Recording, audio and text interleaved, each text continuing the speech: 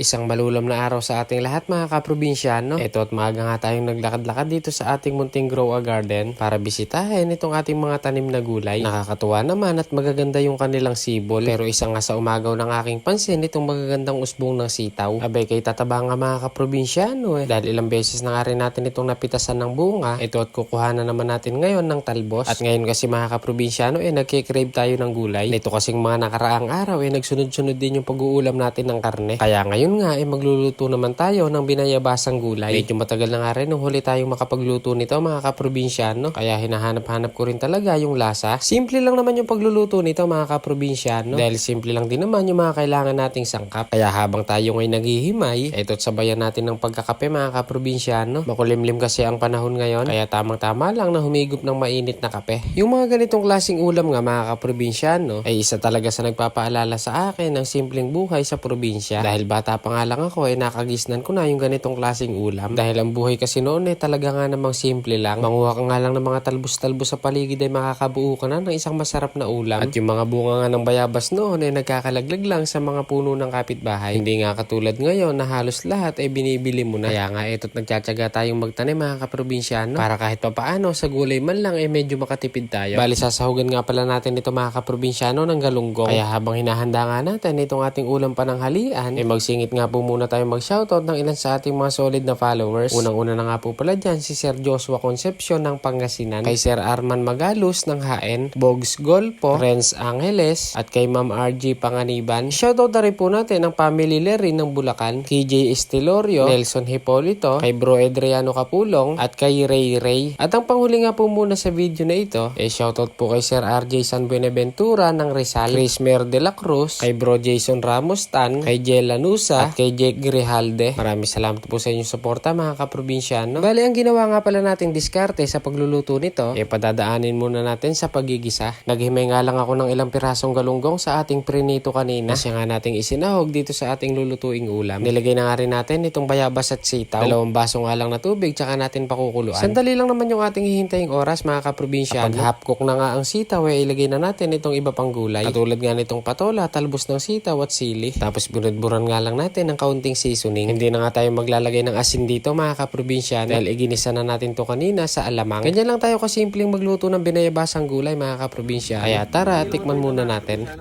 Tikman na natin ang ating binayabasang talbos ng sitaw na may patola.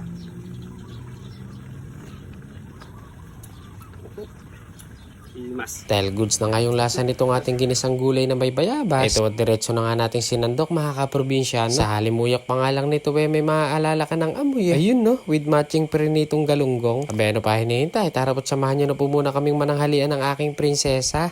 Kain na po tayo!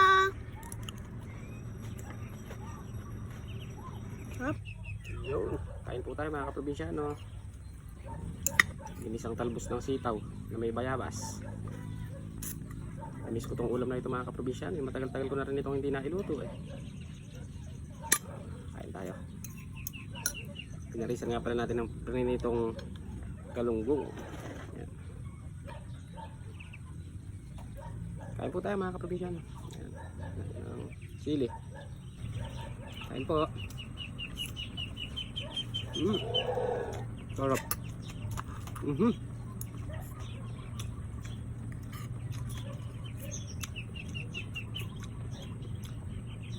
Bagay na bagay magka-partner. Patola at kwan. Talbos ng sitaw.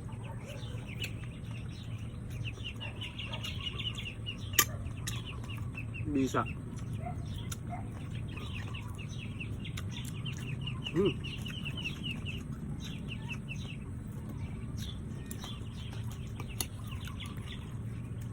Itong galunggong, patola, bagoong, sili. Yan. Ay po.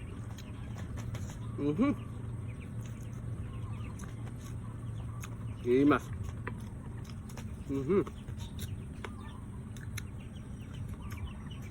Good. Kahit simple nga lang itong ating luto serye ngayon, talagang malalakas ka rin ng kain. Bukod doon, alam nyo naman yung magandang benepisyo ng bayabas sa ating katawan. O paano ba yun mga kaprobinsyano, dating gawin? Kung nagustuhan nyo po yung ating luto serye ngayon, baka naman. Hanggang dito na lang po, hanggang sa muli. Bye!